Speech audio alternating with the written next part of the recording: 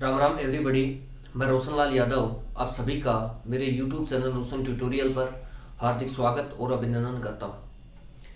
दोस्तों, परसेंटेज के क्वेश्चंस करते हुए हमें काफ़ी दिन हो गए हैं और कल जैसे मैं केडी कैंपस की जो एक किताब आती है नीतू मैम की, अर्थमेटिक करके अंकगणित करके, उसके मैंने 2-3 क्वेश्चन डाले थे। तो मेरे पास फ़ोन आया कि सर आप पूरा केडी का बुक ही सोल्व कर दो। आपको तो 1 घंटा लगेगा, हमारा थोड़ा सा इजी रह जाएगा, कहीं अटकेंगे तो देख लेंगे। ठीक है, तो मैंने सोचा चलो ठीक है, केडी में 50 क्वेश्चन हैं, पहले इनको सोल्व कर लेते हैं। नहीं तो प्लान ये था कि प्रीवियस ईयर क्वेश्चन आज से शुरू हो जाने थे, लेकिन इस तरीके से फ़ोन आने से मैंने सोचा है कि केडी की किताब पहले कराई जाएगी अब। ठीक है, क्योंकि क्वेश्चन इसमें ठीक है, अच्छे क्वेश्चन हैं। जिसके पास किताब नहीं है उसको खरीदने की ज़रूरत नहीं है। आप जैसे मैं लैंग्वेज बोलूँ, आप लिख लीजिए क्वेश्चन को, और सॉल्यूशन तो करा ही रहे हैं तो सॉल्यूशन भी लिख लेना। ठीक है, इंग्लिश में हिंदी में जो क्वेश्चंस हैं वो सेम ही हैं, कोई ज़्यादा फर्क नहीं है। तो चलिए क्वेश्चंस की शुरुआत करते हैं। 1 नंबर से ही लगते हैं हम, जल्दी जल्दी क्वेश्चनों को करते हैं। बात ये है दोस्तों, आपको भी अगर कोई डाउट हो और कोई, अगर आप चाहते हैं कि और भी क्वेश्चंस किए जाएं तो आप बेझिझक कमेंट कर सकते हैं। ठीक है, आपके पास फ़ोन नंबर नहीं है तो आप कमेंट कर सकते हैं। ठीक है, क्योंकि अभी मेरे जानकार ही देख रहे हैं मेरे इस चैनल को।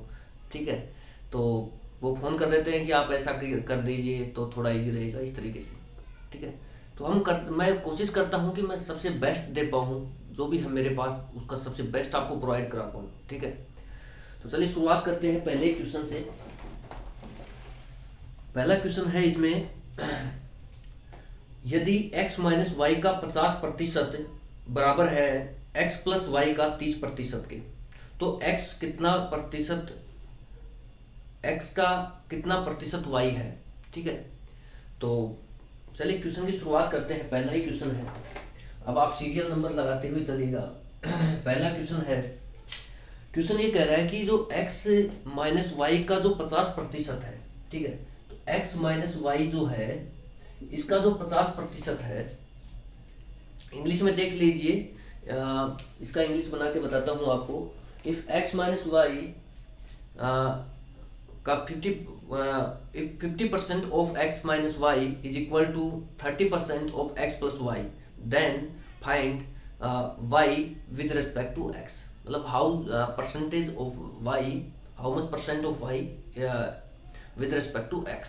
ठीक है, यानी कि x के रिस्पेक्ट में y का कितना प्रतिशत है। ठीक है, क्वेश्चन ये है।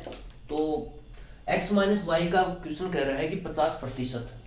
जैसे जैसे क्वेश्चन कह रहा है हमें वैसे वैसे करना है। मैं चाहता तो इसको डायरेक्ट भी फ्रिक्शन में कन्वर्ट करके लिखना होता है एग्जाम में। एग्जाम में ऐसे नहीं कि 50% लिखोगे फिर आप 1/2 करोगे, ऐसा टाइम नहीं होता वो। ठीक है, लेकिन कल जैसे मैंने क्वेश्चन को डायरेक्ट फ्रिक्शन में चेंज किया तो फिर लोगों को दिक्कत आई कि आप इस तरीके से मत जाइए, आप पूरा ही बेसिक से बताते हुए ही, जैसे आप पिछले पार्ट में कर रहे हैं, पार्ट 40 तक समझाते आए हैं, वैसे ही करते रहिए।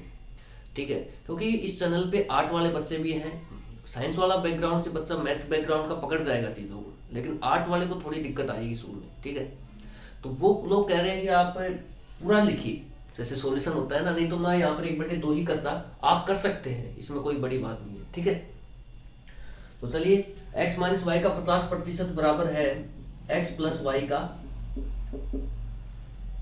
30% के। ठीक है, क्वेश्चन ये कह रहा है कि x माइनस वाई का 50% है, बराबर है x प्लस वाई के 30% के। तो आप इस क्वेश्चन को सोल्व कर सकते हैं। मैंने कहा भी था 50% का मतलब होता है 1/2 और 30% का मतलब होता है दोस्तों 3/10। ये बातें मैंने बहुत अच्छे से बता रखी हैं पहले, आप उनको देखिए। तो x माइनस वाई का 50% हो गया 1/2, बराबर होगा x प्लस वाई का 30% यानी 3/10। अब मैं थोड़ा सा स्पीड फास्ट रखूंगा, अगर आपको स्पीड को कम करके देखना है तो आप 0.75 पे जाके या 0.50 पे जाके देख सकते हैं। ठीक है, क्योंकि मुझे ये 50 क्वेश्चनों का और एक तरह से कराने का काम मिल गया है। ठीक है, तो ये क्वेश्चन मुझे और कराने हैं, उसके बाद हम प्रीवियस ईयर क्वेश्चन करेंगे। तो मैं चाहता हूँ कि जितने ज़्यादा क्वेश्चन लिए जाएं उतना ही अच्छा है। इसलिए जिसको भी अगर ज़्यादा स्पीड लग रही हो तो 0.75 या 0.50 में जाके देख सकता है। ठीक है, अब आप देखिए दोस्तों, आप इन सवालों को सोल्व कैसे करते हैं। ऐसे तो करते हैं कि भाई ये जो 2 है ये तो आप भेज देते हैं इधर, और ये जो 10 है ये ऐसे चला जाता है। ठीक है, यही तो सोल्व करने का तरीका है। आप 10 को गुणा कर दिया आपने x माइनस वाई से, और 6 को गुणा कर दिया x प्लस वाई से। ये 6 कहाँ से आ गया, 3 दूनी 6। ठीक है, जब आपने इसको सोल्व किया तो ये आ गया 10x माइनस 10y बराबर 6x प्लस 6y। ठीक है, तो ये जो 6x है अपना, तो ये 6x है ये आप इधर लेके जाइए, और ये माइनस का 10y है इसको इधर लेके आइए। तो 6x जब इधर जाएगा तो ये बन जाएगा 4x। 10x में से 6x घटेगा, माइनस का बनेगा इधर जाके, तो कितना बचेगा, 10 में से 4 गया तो 10 में से 6 गया तो कितना मतलब 4x। ठीक है, उसके बाद ये 10x माइनस का जब इधर आएगा तो ये प्लस में कन्वर्ट हो जाएगा, तो 10 और 6 16x 16y, तो 4 चौक 16। तो मेरे पास x बटे वाई आ रहा है 4/1। ठीक है दोस्तों, मैंने यहां तक निकाल लिया कि x अगर 4 है, 4 यूनिट है मेरे पास, तो y कितना आ रहा है 1 यूनिट। ठीक है, तो इसमें तो हम डायरेक्ट यूनिट नहीं बोल के डायरेक्ट नंबर ही बोल देंगे, कोई दिक्कत नहीं है। x 4 है तो y कितना है 1 है। ठीक है, क्योंकि एग्जैक्ट डेटा हमारे पास अवेलेबल है। एक बार चलो ठीक है, अब जो सवाल कह रहा है उसकी यहाँ पर 2 लैंग्वेज बना सकता है सवाल। मैं आपको दोनों ही लैंग्वेज बताता हूँ, क्योंकि ऑप्शंस जब आएंगे, और केडी की किताब में भी दे रखा है, तो दोनों ही ऑप्शन अवेलेबल है। ठीक है, और एग्जामिनर भी जब क्वेश्चन पुट करेगा तो दोनों ही ऑप्शन पुट करके देगा आपको। ठीक है, ताकि आप थोड़ी सी गलती करें और आप उस जाल में ट्रैप हो जाए। ठीक है, एग्जामिनर यहाँ 2 अप्रोच हो सकती है। देखिए, पहली अप्रोच तो ये एग्जामिनर लैंग्वेज डाल सकता है कि एक्स वाई का कितना प्रतिशत है। ध्यान से सुना, एक्स वाई का कितना प्रतिशत है, यानी कि किसके रिस्पेक्ट में लिया जा रहा है, वाई के रिस्पेक्ट में लिया जा रहा है। ठीक है, तो एक्स वाई का कितना प्रतिशत है, पहले तो लैंग्वेज बन सकती है कि एक्स वाई का कितना प्रतिशत है। ठीक है, ये हमारी पहली लैंग्वेज बन सकती है। पहली लैंग्वेज जैसे मैंने कहा कि एक्स वाई का कितना प्रतिशत है, वाई के रिस्पेक्ट में ले रहा है, तो भाई एक्स कितना है 4, वाई के रिस्पेक्ट में ले रहा है, वाई कितना है 1, और प्रतिशत में निकालना है तो 100 से गुणा करते हैं कि कोई भी नंबर 100 के रिस्पेक्ट में कितना है वही तो हमारा परसेंटेज है। ठीक है, तो कितना आ रहा है दोस्तों 400%। आप देखना किताब में 400% के ऑप्शन अवेलेबल है, ऑप्शन नंबर 4 में। ठीक है, तो ये हमारे सवाल का आंसर नहीं है, सवाल कह रहा है कि वाई एक्स का कितना प्रतिशत है।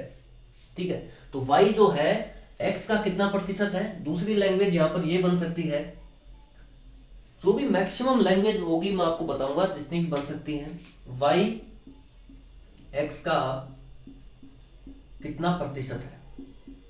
ठीक है, दूसरी लैंग्वेज ये हो सकती है कि y x का कितना प्रतिशत है, तो किसके रिस्पेक्ट में लिया जा रहा है, x के रिस्पेक्ट में लिया जा रहा है। ये लैंग्वेज पकड़ना बहुत जरूरी है। ठीक है, यहां देखिए y x का कितना प्रतिशत है, यानी कि जो वैल्यू ली जा रही है वो x के रेस्पेक्ट में ली जा रही है। ठीक है, तो y कितना है 1, और x कितना है, भाई x के रेस्पेक्ट में लिया जा रहा है, जब y 1 है तो x कितना है, x 4 है, जब y 1 है तो x कितना है 4 है, तो 100 से गुणा कर देंगे क्योंकि मुझे परसेंटेज में चाहिए वैल्यू, तो 100 से गुणा किया तो कितना आ गया 25%। ठीक है, तो ये दोनों ही ऑप्शंस अवेलेबल हैं, तो हमारे सवाल का आंसर हो जाएगा 1 नंबर। ठीक है, 25%। ठीक है, तो ये हमारा पहला सवाल था केडी का, जो मैंने दोनों ही लैंग्वेज बता दी हैं जो बन सकती हैं। चलिए नेक्स्ट क्वेश्चन लेते हैं। ठीक है दोस्तों, नेक्स्ट क्वेश्चन लेते हैं, क्वेश्चन नंबर 2। क्वेश्चन नंबर 2 है वो मैं पहले पार्ट 41 में करा चुका हूं आपको, वहां जाके आप देख लीजिए। अब लेते हैं क्वेश्चन नंबर 3 को। ठीक है, क्वेश्चन नंबर 3 है, यदि किसी वृत्त की त्रिज्या में 50% की वृद्धि कर दी जाए तो उसके क्षेत्रफल में कितनी वृद्धि होगी, कितने प्रतिशत वृद्धि होगी। ठीक है, एक बार फिर से सुन लीजिए, यदि किसी वृत्त की त्रिज्या में 50% की वृद्धि कर दी जाए तो उसके क्षेत्रफल में कितनी वृद्धि होगी। ये हमारा हिंदी लैंग्वेज में क्वेश्चन है। ठीक है, जिसके पास बुक नहीं है दोस्तों उसको खरीदने की 1% भी जरूरत नहीं है, मैं बोल रहा हूँ क्वेश्चन को आप लिख लीजिए कम स्पीड करके, आसानी से क्वेश्चन लिखिए और उसका सॉल्यूशन लिखिए। बुक खरीदने की बिल्कुल भी जरूरत नहीं है, और आप जितना आप कर सकते हैं कीजिए, क्वेश्चन कीजिए, बस अच्छे अच्छे क्वेश्चन थे इसलिए मैंने ले लिया है। ठीक है, इसको भी चलो करा ही देते हैं आपको। इंग्लिश वाले देखना, if the radius of if a radius of the circle is increased by 50%, then find the percentage change in the area। ठीक है, ये आप इंग्लिश लैंग्वेज बना दी है मैंने। तो चलिए शुरुआत करते हैं इस क्वेश्चन की। कुछ भी नहीं है यार, ये कह रहा है कि जो सर्किल है, सर्किल का पहले बात तो हमें पता होना चाहिए कि जो सर्किल होता है वर्त का क्षेत्रफल कितना होता है। क्षेत्रफल का जो सूत्र होता है वो हमारे पास होता है पाई आर स्क्वायर। ठीक है, ये क्या है, area of circle. Area of circle हमारे पास आ गया पाई आर स्क्वायर। तो मैंने जब बहुत ही अच्छे से डील किया है आपके साथ, बहुत ही अच्छे से बताया है पिछले वीडियोज में जब मैं इस टाइप के क्वेश्चंस करा रहा था कि जब भी आपको परसेंटेज चेंज निकालना हो ना दोस्तों, तो आप जो हमारे कांस्टेंट वैल्यूज हैं उन पर ध्यान मत दीजिए। ठीक है, तो इस सवाल में जो कांस्टेंट वैल्यू है हमारे पास है वो पाई, क्योंकि इसका इस सवाल की जो आंसर है उस पर कोई भी फर्क नहीं पड़ेगा। ठीक है, क्योंकि ये वैल्यू फाइनल जाके कटेगी लास्ट में, मैंने बताया भी था वहां पर बहुत अच्छे से। तो इसलिए आप इतना ध्यान रखिए कि जब भी परसेंटेज चेंज पूछ रहा है तो वहां पर हमें रियल डेटा की जरूरत नहीं है। दूसरी बात, कांस्टेंट वैल्यू की भी हमें जरूरत नहीं पड़ती है। ठीक है, तो आप पाई को बेझिझक यहाँ काट सकते हैं। अब क्वेश्चन कह रहा है कि यदि सर्किल का जो सर्किल की जो रेडियस है, वर्त का जो पाई रेडियस है, पाई इंटू रेडियस का स्क्वायर, वो कह रहा है कि रेडियस को 50% इसने क्या कर दिया, बढ़ा दिया शायद ना, 50% की वृद्धि कर दी। तो 50% का फ्रिक्शन होता है दोस्तों 1/2। मतलब ये हुआ कि जो रेडियस थी वो पहले 2 थी।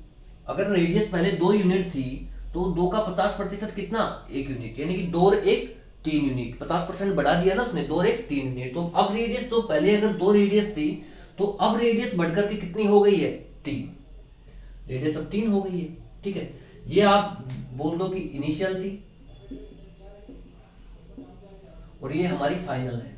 ठीक है, मतलब ये शुरुआती दौर में हमारी रेडियस 2 यूनिट थी और अंतिम दौर में पहुंच गई 3 यूनिट। ठीक है, तो अब आपको चाहिए क्या, आर चाहिए? नहीं, आपको चाहिए आर स्क्वायर, क्योंकि आपके जो एरिया को डिसाइड कर रहा है आर स्क्वायर, ना कि आर। ठीक है, आपके एरिया को डिसाइड कौन कर रहा है, आर स्क्वायर। तो आपको आर स्क्वायर की वैल्यू चाहिए। तो आर स्क्वायर कितना आ गया, यानी कि 2 का स्क्वायर कितना हो गया, 2 का स्क्वायर करना पड़ेगा आपको, 2 दूनी 4। आपको एग्जाम में ऐसा कुछ भी करने की जरूरत नहीं है, आर स्क्वायर लगाना, इनिशियल फाइनल लिखना, ये सब जरूरत ही नहीं है भाई। आपको तो सिर्फ इतना ध्यान रखना है कि भाई 2 से बढ़कर के 3 हो गई, 2 का वर्ग 4 होता है, 4 से 9 हो गया, 5 की वृद्धि हो गई किस पर, 4 पर, 100 पे कितना, बस इतना ही सवाल करना है वहां पर एग्जाम में। ये तो मैं सिर्फ समझाने के लिए आपको एक एक चीज बताना पड़ रहा है, क्योंकि कल मैंने थोड़ा सा स्किप किया था, उसमें ही इस तरीके से हो गया। तो मैं चाहता हूं कि मैं कुछ भी स्किप ना करूं, नहीं तो मैं इतने में भी आंसर निपटा सकता था। ठीक है, तो उसमें कुछ को दिक्कत आती, कन्फर्म है आती, तो मैं वो चाहता हूं कि न आए, इसलिए मैं समझा के कराना पड़ रहा है मेरे को। ठीक है, अब 3 का स्क्वायर मुझे कितना मिलेगा, 3 का स्क्वायर करूंगा भाई, आर कितना है, 3 है, तो 3 का स्क्वायर किया मैंने, आर स्क्वायर बनाया, तो 3 का स्क्वायर कितना हो गया, 9। ठीक है, तो मेरा जो रेडियस ही है वो जो सर्किल के एरिया को डिसाइड कर रहा है। ठीक है, पहले मेरा एरिया आ रहा था 4 यूनिट और अब मेरा एरिया आ रहा है 9 यूनिट। तो डिफरेंस कितना आ गया है, 5 यूनिट का। 5 यूनिट का डिफरेंस आया किस पर, 4 पर। ठीक है, प्रतिशत परिवर्तन जो भी होगा दुनिया का, कोई भी चेंज हो वो पास्ट पर ही होगा। ठीक है, आप किसी के पास्ट को देखिए, उसके आधार पर ही आप अनुमान लगा सकते हैं कि इस वक्त में कितना चेंज आया है। ठीक है, आप प्रेजेंट को देख करके उसमें चेंज नहीं बता सकते। आपको अगर चेंज निकालना है तो पास्ट की वैल्यू आपको लेनी पड़ेगी। ठीक है, तो प्रतिशत 5 का चेंज आया किस पर, 5 की बढ़ोतरी हुई किस पर, 4 पर। भाई शुरुआत में एरिया 4 ही है उसका, तो 100 पर कितना, क्योंकि मुझे परसेंटेज में चाहिए, क्योंकि वो सवाल कह रहा है कि भाई उसका प्रतिशत एरिया में कितने प्रतिशत, क्षेत्रफल में कितने प्रतिशत की वृद्धि हुई है। ठीक है, तो ये मेरा सवाल का आंसर है 500, 25 100 और 25 पंजे 125, यानी कि 125% जो है एरिया उसका बढ़ गया है। ठीक है, 125% जो एरिया है वो सर्किल का बढ़ गया है। ठीक है, तो चलिए नेक्स्ट क्वेश्चन लेते हैं।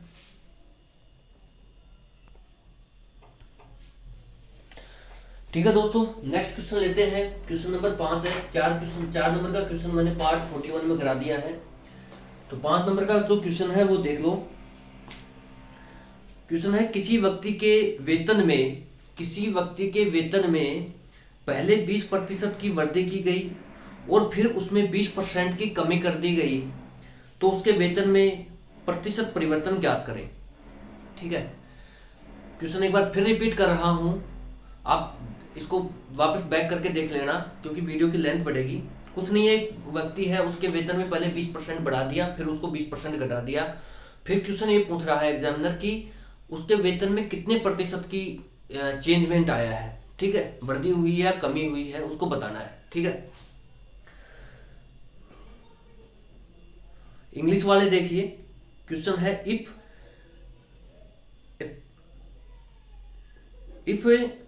the salary of a person is increased by 20% and after that it is decreased by 20%, then the find the value of percentage change in his salary।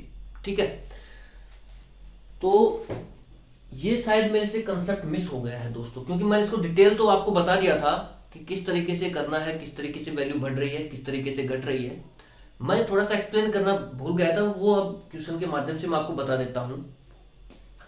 आप जब भी आपके पास ऑप्शन आए कि वैल्यू सेम वैल्यू, ध्यान रखना सेम वैल्यू, ये बहुत जरूरी है बताना कि जब भी आपके पास सेम वैल्यू का क्वेश्चन आए कि 10% बढ़ रहा है, 10% घट रहा है, तो फिर उसके आय में कितना प्रतिशत चेंज होगा, ठीक है, मूल्य में कितना प्रतिशत चेंज होगा, या फिर 10% घट के 10% बढ़ रहा है, या 20% घट के 20% बढ़ रहा है, या 20% बढ़ के 20% घट रहा है। ठीक है, जब वैल्यू सेम हो, ठीक है, कहने का मतलब सिर्फ इतना सा है कि आप एक नोट डालिए, और ये बहुत इंपॉर्टेंट भी कंसेप्ट है हमारे लिए क्योंकि इससे डायरेक्ट क्वेश्चंस निकलेगा। मैं आपको दोनों ही तरीके से बताता हूं ये क्वेश्चन। जब भी पहला तरीका, पहली बात तो ये, जब x% मान लो बढ़ रहा है, उसके बाद उसने x% घटा दिया, ये x जो डेटा है ना, ये सेम होना बहुत जरूरी है। ठीक है, शुरू में उसने क्या किया, x% बढ़ाया, फिर उसने x% को घटा दिया, तो उसके जो भी फाइनल चेंज आएगा ना, वो आएगा माइनस का x² अपॉन 100%। ठीक है, हमेशा ही रिडक्शन होगा। आप देखिए दूसरा जो कंसेप्ट है ये हो सकता है कि x% तो शुरू में घटा दिया और बाद में x% वैल्यू को बढ़ा दी। ठीक है, तो फिर भी उसके जो भी चेंज आएगा, परसेंटेज चेंज आएगा, उसके जो भी आप वैल्यू लेंगे आएगी, आय हो चाहे उसकी कीमत हो, प्राइस हो कोई भी आर्टिकल की, तो उसमें हमेशा ही रिडक्शन आएगा और वो रिडक्शन बराबर होगा x² अपॉन 100% के। ठीक है, हमेशा ही माइनस लगेगा यहाँ पर। ये दो चीजें मैं बताना भूल गया था, तो बहुत ही इंपॉर्टेंट कंसेप्ट भी है, क्वेश्चन आते हैं सीधे। ठीक है, तो आपको डायरेक्ट याद रहना चाहिए, कुछ नहीं है, अगर x% बढ़ के x% घट रहा है तो चेंजमेंट आएगा माइनस x² अपॉन 100%। अगर x% घट करके x% बढ़ रही है वैल्यू, तो भी कितना आएगा चेंज, माइनस x² अपॉन 100%। ये आप डायरेक्ट याद रखिएगा। ठीक है, अब देखिए सवाल को लेता हूं मैं। सवाल कह रहा है कि 20% बढ़ा करके फिर 20% घटा दिया, तो उसके आय में कितना प्रतिशत चेंज आया, तो माइनस का 20 का स्क्वायर, सीधा ऐसे करिएगा क्वेश्चन को, 20 का स्क्वायर अपॉन 100, तो 20 का स्क्वायर कितना हो गया 400 और 100, यानी कि उसकी आय में कितना प्रतिशत की कमी आ गई, 4% की कमी आ गई है। ठीक है, तो हमारा आंसर हो जाएगा सीधा 4% डिक्रीज हो गया है। ठीक है, जो इनकम है वो हमारी 4% डिक्रीज हो गई है। ठीक है, इस तरीके से आप क्वेश्चन को निकालिए, 20 माइनस x² अपॉन 100%, यानी माइनस का 20² अपॉन 100 किया आपने, और आपके पास सीधा आंसर आ गया -4, मतलब कि 4% का डिक्रीज उसकी सैलरी में हुआ है। ये तो हो गया ये तरीका। दूसरा तरीका जो मैं आपको बता रहा हूं वो भी है, अगर आपको बाय द वे ये चीजें याद ना रहे तो आपको क्वेश्चन को कैसे अटेंड करना है, छोड़ना नहीं है। मान लो कि उसकी इनकम है 100 यूनिट, परसेंटेज में है तो हम 100 ही मानेंगे। हमने माना कि उसकी इनकम कितनी है 100 यूनिट। अब 100 का वो कह रहा है कि उसकी आय 20% बढ़ रही है, 20% बढ़ रही है, मतलब 100 का 20% बढ़ गया है, इनकम 20% बढ़ गया है, तो मतलब 100 का 20% कितना हो गया 20, तो 120 रुपए, 120 यूनिट उसकी इनकम हो गई है। ठीक है, उसके बाद एग्जामिनर कह रहा है कि उसकी इनकम 30%, 20% घटा दी है मैंने। ये मेथड तब ज्यादा यूजफुल रहेगा जब आपके पास जैसे ये कहते हैं कि 20% बढ़ा दिया उसने और फिर कहेगी 10% घटा दिया, तो आप फिर इस तरीके से नहीं जा पाएंगे। इस तरीके से आप तभी जा पाएंगे जब घटाने और बढ़ाने की वैल्यू है वो सेम रहे, तभी आप इस तरीके से क्वेश्चन को हिट कर पाएंगे, नहीं तो आप इस तरीके से क्वेश्चन को हिट नहीं कर पाएंगे। अगर एग्जामिनर ये लैंग्वेज देता कि 20% बढ़ाकर की बढ़ा दी है, फिर उसकी आय को 10% घटा दिया है, तो बताओ चेंज कितना आएगा, तो आप इस क्वेश्चन का फॉलो नहीं कर पाते। इस तो ये जो कंसेप्ट हमारे पास, इसका आप फॉलो नहीं कर पाते, फिर आपको इस तरीके से ही जाना होता। ठीक है, और भी तरीके हैं, लेकिन मैं चाहता हूं कि ज्यादा झमेले में ना पड़े, सिर्फ एक या दो मेथड ही आप तैयार रखिए कि भाई ये नहीं तो ये, बस सेम डेटा आए तो ये, नहीं आए तो ये, बस। ये तो यूनिवर्सल है यार, इसमें कोई भी डेटा चाहिए कितना भी बदले, कितना भी घटे, कितना भी कम हो, कितना भी बढ़े, कोई मतलब नहीं है, सब इसी तरीके से निकल जाएगा। अब जैसे ये कह रहा है कि 20% वो बढ़ा दिया, पहले 20% इसने घटा दिया, सॉरी पहले 20% उसने बढ़ा दिया, उसके बाद वो आय में 20% की कमी कर रहा है, तो 120 में का 20% कितना होगा, 20%, 20% का मतलब 1/5। ठीक है, तो 120 का 1/5 कितना आ गया भाई, 5 दूनी 10, 5 24, 24 आ गया। 24 जब इसमें आप घटाओगे तो कितना आ जाएगा, 96। ठीक है, तो मेरे पास आ रहा है, ये कह रहा है कि 20% उसने घटा दिया है, 120 में से जब 120 का 20% मैंने घटाया, तो मेरे पास आंसर आ रहा है 96। अब मेरे पास जो उसकी आय है वो दिख रही है 96 यूनिट, और शुरू में उसकी आय थी कितनी, 100 यूनिट, तो कितने यूनिट का डिफरेंस आ गया मुझे, 4 यूनिट का। ठीक है, 4 यूनिट बढ़ी है घटी है, घटी है, तो 4 यूनिट घटी है किस पर, 100 पर, तो 100 पर कितना, तो कितना आ गया, 4% का डिक्रीज आ गया। ठीक है, ये जो मेथड है ना, ये बहुत ही शानदार मेथड है, इसलिए मैंने आपको बताया है। ये मेथड आप तभी अप्लाई कर पाएंगे जब बढ़ने और घटने की वैल्यू सेम होगी, तभी आप x² 100% निकाल पाएंगे। रिडक्शन, हमेशा रिडक्शन होगा यहाँ पर। ठीक है, ऑलवेज रिडक्शन।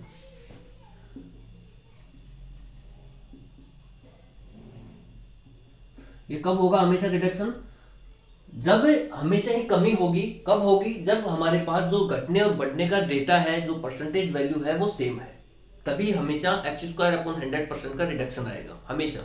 लेकिन अगर x यहाँ पर अगर डेटा डिफरेंट आ गए, तो हम फिर इस मेथड से नहीं जा पाएंगे, फिर हमें इस मेथड को फॉलो करना है, और बहुत आसान है।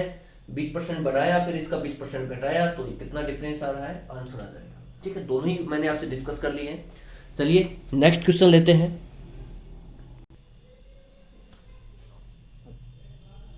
ठीक है दोस्तों, नेक्स्ट क्वेश्चन लेते हैं। क्वेश्चन नंबर 5 हो चुका है, क्वेश्चन नंबर लेते हैं 6 को। 6 कह रहा है कि 1 घंटा 45 मिनट की समयावधि एक दिन का कितना प्रतिशत है। ठीक है, 1 घंटा 45 मिनट की जो समयावधि है वो एक दिन का कितना प्रतिशत है। ठीक है,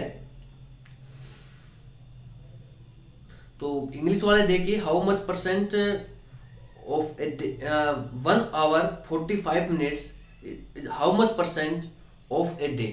ठीक है, यानी कि 1 घंटा 45 मिनट जो है वो समयावधि जो है एक दिन का कितना प्रतिशत है। तो सबसे पहले तो हमारे पास इस सवाल को करने के दो तरीके हैं, आप या तो मिनट में लेके जाइए या फिर घंटे में लेकर कन्वर्ट कर दीजिए, जो भी डेटा दे रखा है।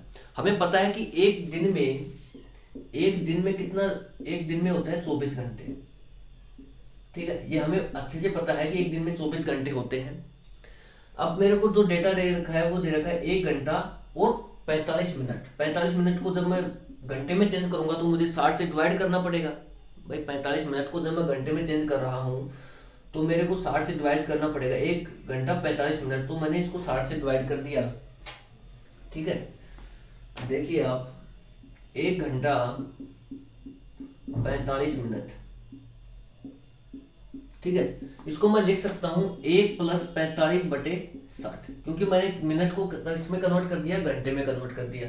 तो जब मैं इसको काटूंगा तो 15 × 45, 15 × 60, यानी कि 1 + 3/4 आवर आ गया।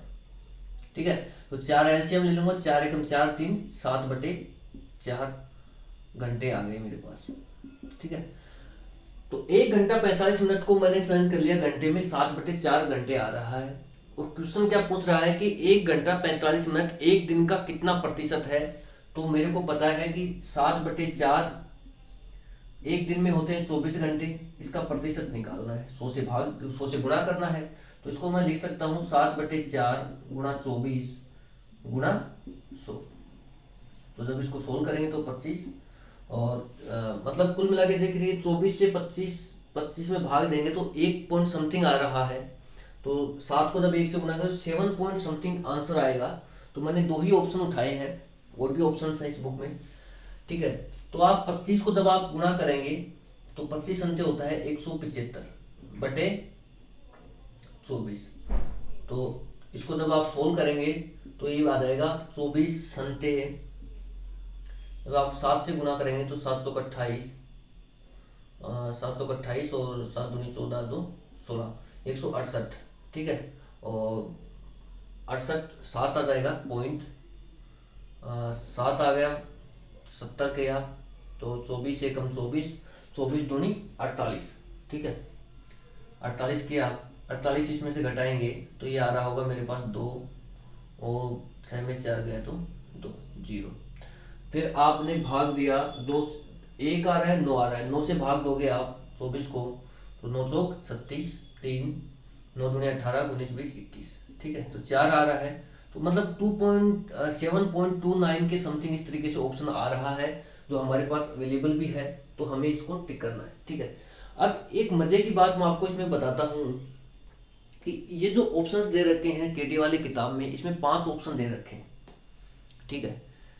ऐसे करके 5 ऑप्शन दे रखे हैं, और 5वां ऑप्शन जो है सबसे खतरनाक ऑप्शन है, वो है नन ऑफ द अबाउ, मतलब इनमें से कोई नहीं।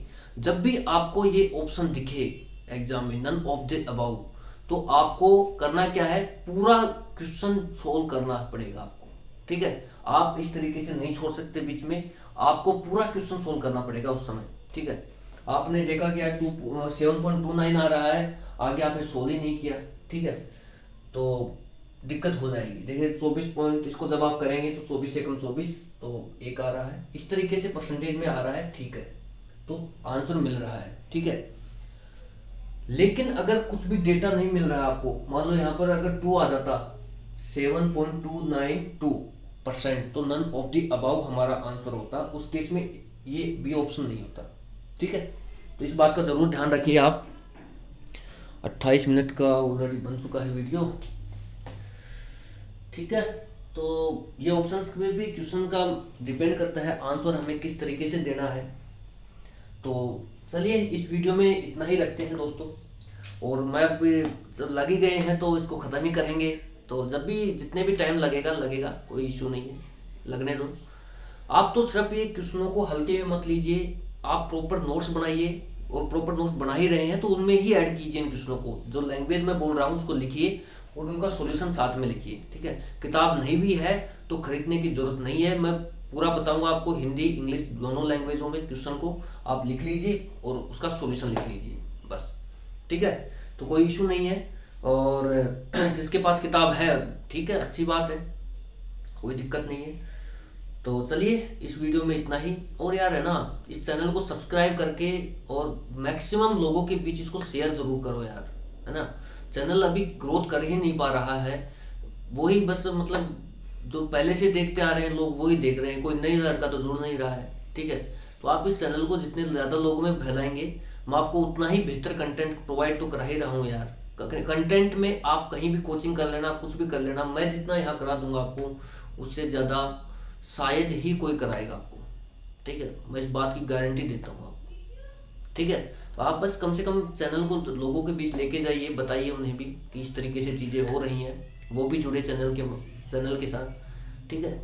चलिए इस वीडियो में इतना ही, thank you so much for watching, जय हिंद।